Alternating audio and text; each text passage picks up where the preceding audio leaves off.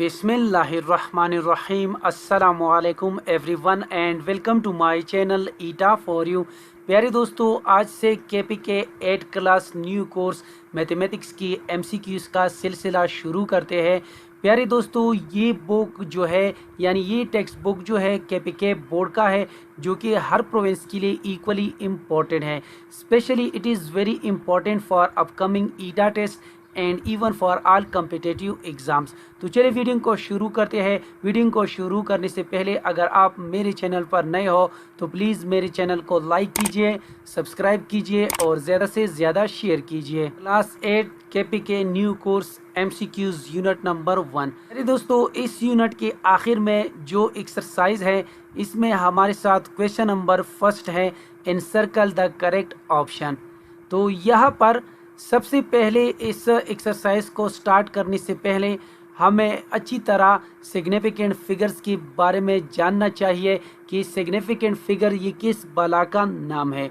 तो significant figure जो है किसी भी पैमाइश में सही तौर पर मालूम हिस्से और पहला मशकूक हिस्सा सिग्निफिकेंट फिगर्स कहलाते हैं। मिसाल के तौर पर दो आदमी किसी सिलेंडर की लंबाई नापते हैं। एक आदमी की पैमाइश 9.42 सेंटीमीटर आती है, जबकि दूसरी आदमी की पैमाइश 9.4 सेंटीमीटर आती है।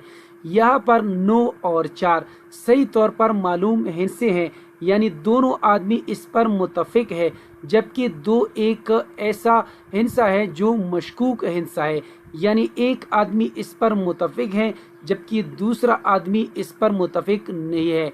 बस यहाँ पर अगर देखा जाए तो 9.42 में हमारे साथ 3 सिग्निफिकेंट फिगर होते हैं, यानी ये 3 सिग्निफिकेंट फिगर्स को जाहिर करते हैं। सिग्निफिकेंट फिगर्स के रूल्स भी हमने सीखने होंगे। इसके रूल्स ये है कि all non zero digits are significant figures, यानी तमाम गैर सिफरी हिस्से जो होते हैं, यानी जो सिफर ना हो, मसलन 1 to 9 ये तमाम नॉन ज़ीरो डिजिट्स होते हैं, तो ये तमाम की तमाम जो है यानी सिग्निफिकेंट फिगर्स होते हैं। और इसका दूसरा रूल ये है, zero at the start of a number are never significant figure. अगर किसी नंबर में हमारे साथ ज़ीरो जो है वो शुरू में आ जाए तो ये सिग्निफिकेंट फिगर्स नहीं होगा। अगर ये होल नंबर हो या डेसिमल नंबर हो तो इन दोनों में जो ज़ीरो शुरू में आता है ये सिग्निफिकेंट फिगर नहीं होगा। अगर देखा जाए 0.0789 तो इसमें हमारे साथ ज़ीरो जो है वो शुरू में आया है, तो ये इसमें सिग्निफिकेंट फिगर नहीं होगा। तो लिहाजा 789 तो इसमें सिर्फ और सिर्फ यही 3 सिग्निफिकेंट फिगर्स होते हैं।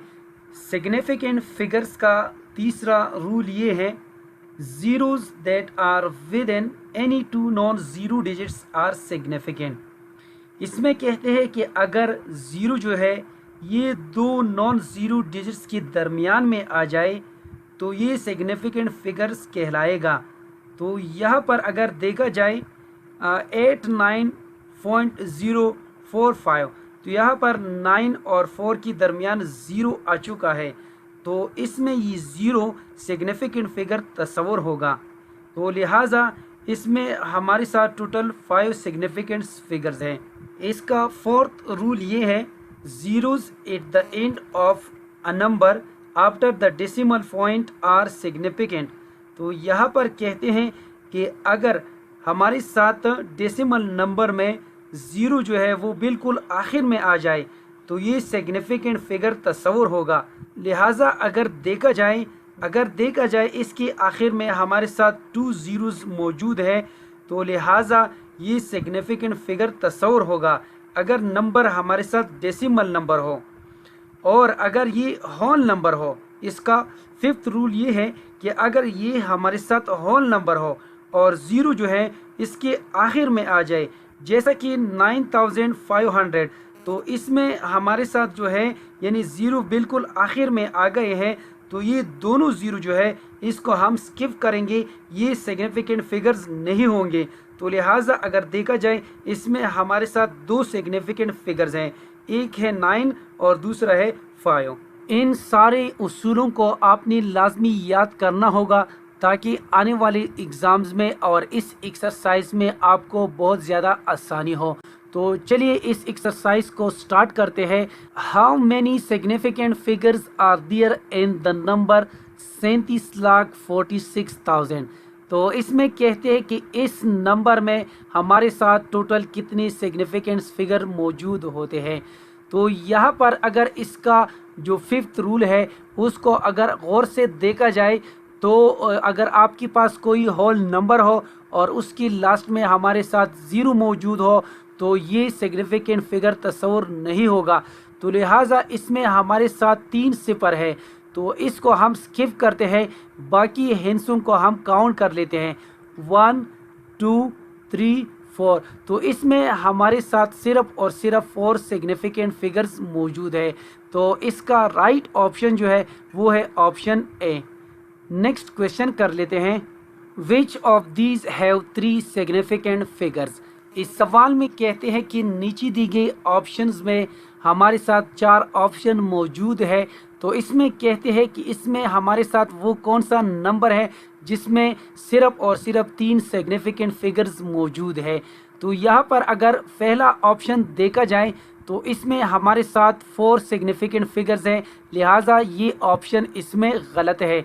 तो अगर इसमें इसकी बात ऑप्शन बी को देखा जाए तो इसमें हमारे साथ 4 सिग्निफिकेंट फिगर्स है, क्योंकि इसमें हमारे साथ 0 जो है ये दरमियान में आया हुआ है, तो ये सिग्निफिकेंट फिगर तस्वुर होगा। और इसकी बात अगर ऑप्शन सी को देखा जाए तो यहाँ पर इसमें हमारे साथ करेक्ट ऑप्शन यही है, क्योंकि अगर 0 किसी भी नंबर की शुरू में आ जाए तो वो सिग्निफिकेंट फिगर नहीं होगा, डेसिमल नंबर हो या होल नंबर हो। तो अगर 0 शुरू में आ जाए तो वो सिग्निफिकेंट फिगर तस्वुर नहीं होगा। तो लिहाजा इसमें हमारे साथ 1 2 3, तो इसमें हमारे साथ 3 सिग्निफिकेंट फिगर्स मौजूद है। और अगर ऑप्शन डी को देखा जाए ये बिल्कुल गलत है, क्योंकि इसकी लास्ट में जो है हमारे साथ 0 आया हुआ है, तो ये 0 जो है इसमें सिग्निफिकेंट फिगर तस्वुर नहीं होगा। लिहाजा इसमें हमारे साथ 2 सिग्निफिकेंट फिगर्स मौजूद हैं। तो इस लिहाज से यहाँ पर करेक्ट ऑप्शन है ऑप्शन सी। नेक्स्ट क्वेश्चन कर लेते हैं, how many significant figures at there in the number 0.00589। इस सवाल में कहते हैं कि इस नंबर में कुल कितनी सिग्निफिकेंट फिगर मौजूद है। तो यहाँ पर अगर देखा जाए इसमें हमारे साथ 0 जो है वो बिल्कुल शुरू में आया हुआ है, तो इस लिहाज से ये तीनों 0 जो है ये सिग्निफिकेंट फिगर तस्वुर नहीं होंगे। तो लिहाजा इसमें हमारे साथ 1 2 3 यानी इस नंबर में हमारे साथ सिर्फ और सिर्फ 3 सिग्निफिकेंट फिगर्स मौजूद है। तो लिहाजा इसमें हमारे साथ जो राइट ऑप्शन है वो है ऑप्शन ए। नेक्स्ट क्वेश्चन कर लेते हैं, which of these has 5 significant figures. इस सवाल में कहते हैं कि नीचे दी गई ऑप्शंस में हमारे साथ वो कौन सा ऑप्शन है जिसमें 5 सिग्निफिकेंट फिगर्स मौजूद है। तो यहाँ पर अगर ऑप्शन ए को देखा जाए इसमें हमारे साथ 3 सिग्निफिकेंट फिगर्स है, क्योंकि इसके पहले जो हमारे साथ आए हैं वो है 2 सिफर, और 0 जब शुरू में आ जाए तो वो सिग्निफिकेंट फिगर तस्वुर नहीं होगा। तो लिहाजा इसमें 3 है। और ऑप्शन बी को देखा जाए 1 2 3 4 5, तो यहाँ पर 0 बिल्कुल यानी 8 और 5 की दरमियान में आया हुआ है, तो ये सिग्निफिकेंट फिगर तस्वुर होगा। और डेसिमल नंबर अगर आपके पास हो और वो आखिर में हमारे साथ 0 मौजूद हो तो वो सिग्निफिकेंट फिगर तस्वुर होगा। और अगर ये होल नंबर हो, तो अगर ये होल नंबर होता तो इसमें लास्ट वाला 0 जो है वो सिग्निफिकेंट फिगर तस्वुर नहीं होता। तो लिहाजा ये चूँकि डेसिमल नंबर है तो इसमें ये 0 जो है ये सिग्निफिकेंट फिगर तस्वुर होगा। तो लिहाजा यहाँ पर 1 2 3 4 5, तो इसका राइट ऑप्शन जो है वो है ऑप्शन बी। यानी ऑप्शन सी को अगर देखा जाए 1 2 3 4 5 6, इसमें 6 सिग्निफिकेंट फिगर्स मौजूद है। ऑप्शन डी को देखा जाए 1 2 3 4, इसमें 4 सिग्निफिकेंट फिगर मौजूद है, तो लिहाजा इसका बेस्ट ऑप्शन जो है वो है ऑप्शन बी, यानी इसमें हमारे साथ टोटल 5 सिग्निफिकेंट फिगर मौजूद है। नेक्स्ट क्वेश्चन कर लेते हैं, how many significant figures are there in this number. इस सवाल में कहते हैं कि ये स्क्रीन पे जो नंबर आपको नज़र आ रहा है इसमें कुल कितनी सिग्निफिकेंट फिगर्स मौजूद है। तो यहाँ पर अगर रूल नंबर 5 को देखा जाए तो 0 जब किसी भी होल नंबर की आखिर में आ जाए तो ये हमारे साथ एक होल नंबर है और इसमें हमारे साथ 0 जो है बिल्कुल आखिर में आ चुका है, तो ये हमारे साथ 0 जो है ये सिग्निफिकेंट फिगर तस्वुर नहीं होगा। तो लिहाजा इसको काउंट कर ले 1 2 3 4 5, तो इसमें टोटल हमारे साथ 5 सिग्निफिकेंट फिगर मौजूद है और ये 0 जो है ये सिग्निफिकेंट फिगर तस्वुर नहीं होगा, इसको आपने यहाँ से ख़त्म करना है। तो लिहाजा इसमें हमारे साथ टोटल यहाँ तक 5 सिग्निफिकेंट फिगर्स बनते हैं, तो लिहाजा इसका राइट ऑप्शन है option B. Terminating decimal numbers are those decimal numbers that have a dash number of digits after the decimal point. प्यारे दोस्तों, अगर हम डेसिमल नंबर्स की बात करें, डेसिमल नंबर्स हमारे साथ 2 तरह के होते हैं, एक टर्मिनेटिंग और दूसरा non terminating. Terminating decimal numbers ये वो नंबर्स होते हैं जिसके अंदर डेसिमल वाले नंबर्स लिमिटेड हों, यानी जब हम किसी नंबर्स को तकसीम करते हैं और डेसिमल पॉइंट के बाद हमारी डिवीज़न ख़त्म हो जाए तो ऐसे नंबर्स को कहा जाता है टर्मिनेटिंग डेसिमल नंबर्स। प्यारे दोस्तों, जैसा कि आपको स्क्रीन पे नज़र आ रहा है ये हमारे साथ टर्मिनेटिंग डेसिमल नंबर्स हैं और यहाँ पर अगर इसका दूसरा एग्ज़ाम्पल देखा जाए तो इसमें हमारे साथ ये जो 2 नंबर्स है इसका डिवीज़न ख़त्म हो गया है, तो इस लिहाज से ये भी हमारे साथ टर्मिनेटिंग डेसिमल नंबर है। यहाँ पर इसमें हमारे साथ राइट ऑप्शन जो है वो है ऑप्शन बी फाइनाइट, यानी terminating decimal numbers are those decimal numbers that have a finite number of digits after the decimal point. Next question कर लेते हैं, decimal numbers that have an infinite number of digits after the decimal point.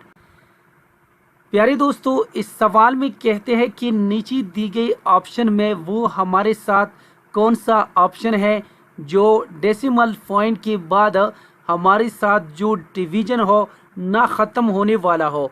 यानी यहाँ पर जैसे कि ऊपर मैंने एक्सप्लेन किया कि डेसिमल नंबर्स हमारे साथ 2 तरह के होते हैं, एक टर्मिनेटिंग और दूसरा नॉन टर्मिनेटिंग। यहाँ पर इस क्वेश्चन में हमारे साथ नॉन टर्मिनेटिंग डेसिमल नंबर का डेफिनीशन दिया गया है, यानी ये वो नंबर्स होते हैं जिसके अंदर डेसिमल पॉइंट के बाद वाले नंबर्स अनलिमिटेड या इनफाइनाइट हो, ऐसे नंबर्स को नॉन टर्मिनेटिंग नंबर्स कहते हैं। तो इस लिहाज से यहाँ पर इसका राइट ऑप्शन जो है वो है ऑप्शन ए नॉन टर्मिनेटिंग। जैसा कि आपको स्क्रीन पे नज़र आ रहा है, यानी यहाँ पर अगर इस डिवीज़न को देखा जाए तो इसमें हमारे साथ यानी आशारिया के बाद यानी जितनी भी नंबर्स है वो ना ख़त्म होने वाले हैं, यानी यहाँ पर ये अनलिमिटेड है यानी इनफाइनाइट है, तो ऐसे नंबर्स को कहा जाता है non terminating numbers. Simply non terminating decimal numbers हमारे साथ ये वो नंबर्स होते हैं जब भी हम किसी 2 हिस्सों को यानी 2 डिजिट्स को आपस में डिवाइड करते हैं और उसकी डिवीज़न ना ख़त्म होने वाला हो, तो ऐसे नंबर्स को कहा जाता है नॉन टर्मिनेटिंग डेसिमल नंबर्स। तो इस लिहाज से यहाँ पर करेक्ट ऑप्शन यही है। नेक्स्ट क्वेश्चन कर लेते हैं, a decimal number that has a single digit और a block of digits repeat itself an infinite number of times after the decimal point is called a dash decimal number. तो यहाँ पर इसमें अगर देखा जाए तो जो नॉन टर्मिनेटिंग नंबर है, यानी अगर हम नॉन टर्मिनेटिंग की बात करें तो इसको मज़ीद 2 कैटेगरी में तकसीम किया गया है, एक रिकरिंग और दूसरा non recurring non terminating decimal numbers. तो यहाँ पर ये डेफिनीशन जो हमें दिया गया है ये रिकरिंग नॉन टर्मिनेटिंग डेसिमल्स का डेफिनीशन है।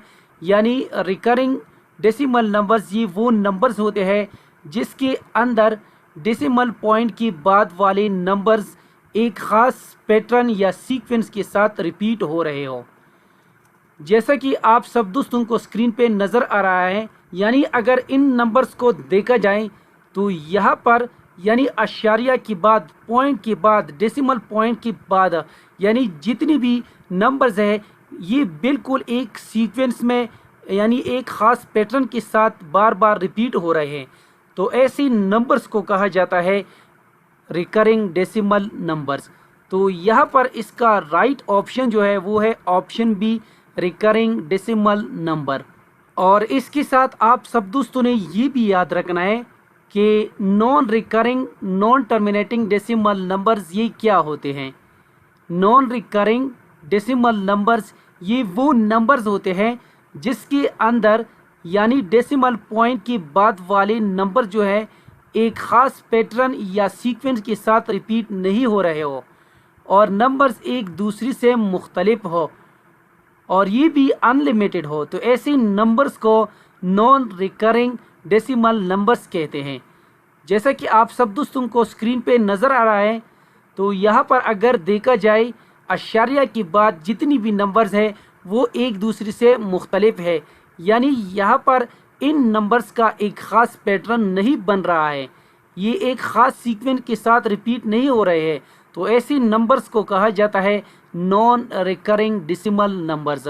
तो इस लिहाज से हमारा राइट ऑप्शन जो है इन चार ऑप्शन में वो है option B, recurring. Next question कर लेते हैं, which of these is an irrational number.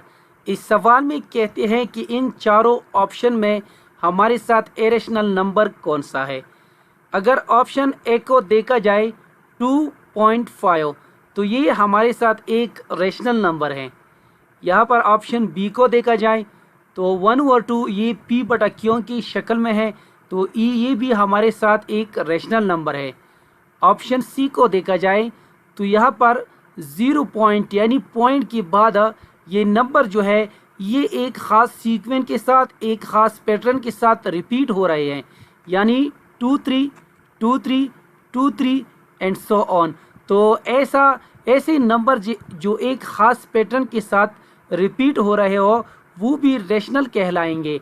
तो यहाँ पर अगर ऑप्शन डी को देखा जाए तो यहाँ पर पॉइंट के बाद जितनी भी नंबर्स हैं ये एक दूसरे से मुख्तलिफ है और ये नंबर जो है अनलिमिटेड है।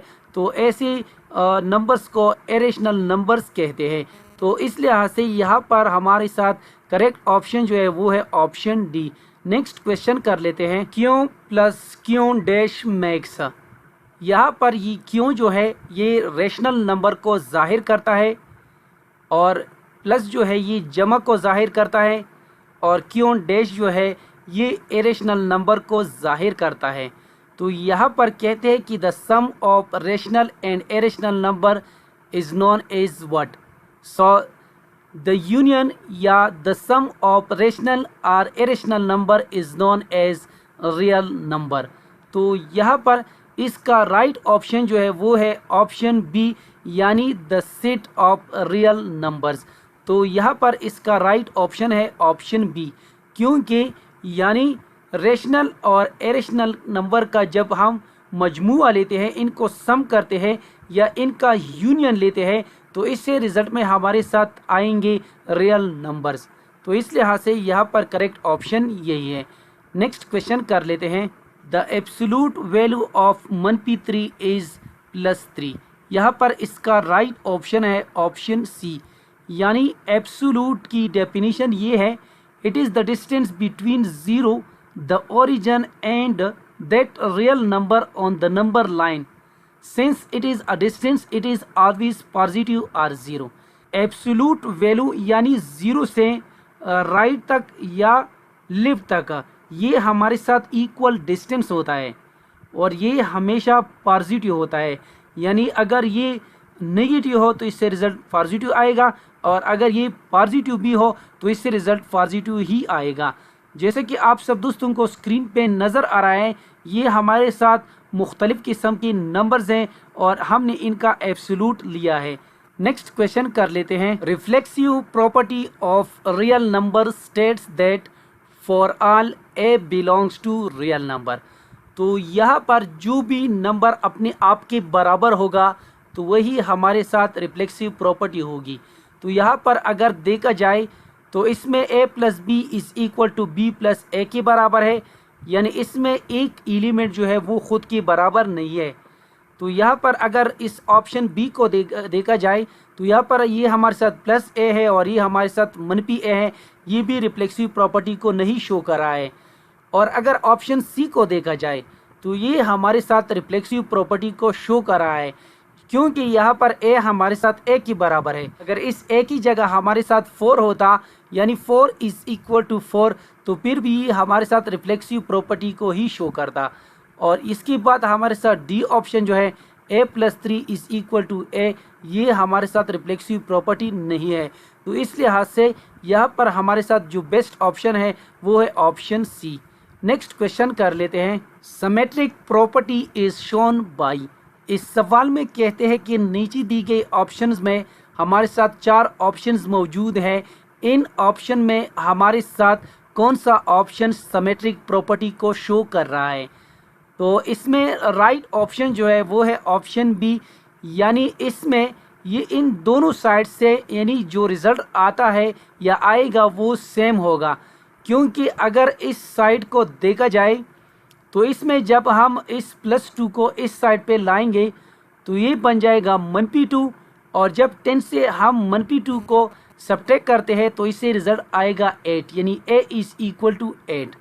इसके बाद हमारे साथ है 10 is equal to a plus 2। तो इस 2 को जब हम इस साइड पे लाएंगे तो ये बन जाएगा 10 -2, और इससे भी रिज़ल्ट आएगा 8। यानी यहाँ पर इस ऑप्शन में हमारे साथ जो दोनों साइड है, इन दोनों साइड से यानी सेम रिज़ल्ट आता है। तो इस लिहाज से यहाँ पर करेक्ट ऑप्शन यही है। If the ratio a ratio b is the same is the ratio of c ratio d then. इस सवाल में कहते हैं कि अगर a रेशो b ये c रेशो d के बिल्कुल बराबर है तो फिर इसके लिए प्रोपोर्शन का कौन सा सही फार्मूला यूज़ होगा, या इसको हम किस तरह लिख सकते हैं? इसका राइट ऑप्शन है option B, a ratio b proportion sign c ratio d। क्योंकि प्रोपोर्शन की तारीफ हम इस तरह कर सकते हैं, the equality of 2 ratios is called proportion. तो यहाँ पर ये रेशो बिल्कुल इस रेशो के बराबर है, यानी प्रोपोर्शन का जो सही फार्मूला है वो है a ratio b proportion sign c ratio d। Next question कर लेते हैं। इस सवाल में कहते हैं कि वो कौन सा तरीका होता है जिसमें हम किसी एक चीज़ की वैल्यू को फाइंड आउट करते हैं और फिर इसके ज़रिए हम दूसरी तादाद को भी फाइंड आउट कर सकते हैं। तो इसका राइट ऑप्शन है option C, unitary method. Next question कर लेते हैं। If the two quantities x and y are directly proportional to each other, i.e. y is directly proportional to x, then इस सवाल में कहते हैं कि अगर हमारे पास 2 क्वांटिटीज़ हैं x एंड y जो कि एक दूसरे के डायरेक्टली प्रोपोर्शनल है, और डायरेक्टली प्रोपोर्शन कुछ इस तरह हम लिख सकते हैं जैसा कि MCQs में दिया गया है। आप स्क्रीन पर देख सकते हैं y is directly proportion to x। तो इस क्वेश्चन में कहते हैं कि इसके लिए नीचे दी गई ऑप्शन में कौन सा सही फार्मूला आएगा या इसके लिए कौन सा सही फार्मूला यूज़ होगा। प्यारे दोस्तों, जैसा कि आप सब दोस्तों को स्क्रीन पे नज़र आ रहा है y is directly proportional to x। तो यहाँ पर आपने क्या करना है, सिंपल इस प्रोपोर्शनल साइन को आपने यहाँ से ख़त्म करना है, यानी to change the sign of proportionality and to equality here we use a constant proportionality. तो यहाँ पर आप स्क्रीन पे देख सकते हैं y इज़ इक्वल टू, यहाँ पर आ जाएगा कांस्टेंट और यहाँ आ जाएगा x। तो यहाँ पर आप स्क्रीन पे देख सकते हैं। इसके बाद इस कांस्टेंट की जगह हमारे साथ आ जाएगा के, यानी यहाँ पर हमारे साथ जो कांस्टेंट वैल्यू है वो है के एक्स। तो यहाँ पर अगर आप इन ऑप्शन में देखें तो यहाँ पर इसका राइट ऑप्शन जो है वो है option D, y is equal to K X, यानी y is directly proportional to x, ये हमारे साथ बराबर है y is equal to K X. Next question कर लेते हैं। If the selling price of a thing or good is more than its cost price, we can say that there is a। इस सवाल में कहते हैं कि अगर किसी चीज़ की सेलिंग प्राइस ज़्यादा हो कास्ट प्राइस से, यानी कास्ट प्राइस सेलिंग प्राइस से कम हो, तो यहाँ पर हमने क्या किया, यानी हमें रिजल्ट में क्या मिला, लॉस, प्रॉफिट, डिस्काउंट, टैक्स। तो यहाँ पर इसका राइट ऑप्शन जो है वो है ऑप्शन बी, प्रॉफिट। मसलन अगर हमने 10 पेंसिल्स RS50 में कॉस्ट किया और इसको हमने सेल किया 60 में, तो इसका मतलब ये हुआ कि यहाँ पर सेल प्राइस जो है वो ज़्यादा है, यानी हमने यहाँ पर प्रॉफिट किया है, मुनाफा किया है। तो इस लिहाज से यहाँ पर करेक्ट ऑप्शन यही है। और इसके साथ आप सब दोस्तों ने ये भी याद रखना है कि if the selling price of things or goods is less than its cost price, we can say that there is a loss। यानी अगर हमारे पास सेलिंग प्राइस जो है वो किसी भी चीज़ की सेलिंग प्राइस जो है वो बहुत कम हो और जो कास्ट प्राइस हो वो बहुत ज़्यादा हो, तो इसका मतलब ये हुआ कि हमें नुकसान मिला है। लेकिन इस लिहाज से यहाँ पर करेक्ट ऑप्शन है ऑप्शन बी, क्योंकि यहाँ पर जो सेलिंग प्राइस है वो कास्ट प्राइस से ज़्यादा है, यानी हमें जो रिज़ल्ट में मिला है वो है मुनाफा यानी प्रॉफिट। नेक्स्ट क्वेश्चन कर लेते हैं। An amount that is added to the cost price to calculate the sale price is called. इस सवाल में कहते हैं कि जब हम किसी चीज़ की कॉस्ट प्राइस में जो अमाउंट ऐड करते हैं सेल प्राइस को मालूम करने के लिए, तो इसको क्या कहा जाता है, तो इसको कहा जाता है मार्कअप। प्यारे दोस्तों, जैसा कि आप सब दोस्तों को स्क्रीन पे नज़र आ रहा है, फर्ज करिए हमारे साथ एक चीज़ की कास्ट प्राइस है 15, तो इसके साथ हम 3 को ऐड करते हैं, यानी कास्ट प्राइस बन जाएगा 15 + 3, तो इससे जो टोटल रिज़ल्ट आएगा वो होगा 18, यानी इसका सेल प्राइस जो है वो है हमारे साथ 18। यानी सेल प्राइस को मालूम करने के लिए इसलिए हमने इसके साथ यानी इस कॉस्ट प्राइस के साथ 3 को ऐड किया है और इस 3 को कहा जाता है मार्कअप। तो इस लिहाज से यहाँ पर करेक्ट ऑप्शन जो है वो है ऑप्शन सी। नेक्स्ट क्वेश्चन कर लेते हैं। मार्कअप इज इक्वल टू, इस सवाल में कहते हैं कि मार्कअप किसके बराबर होता है।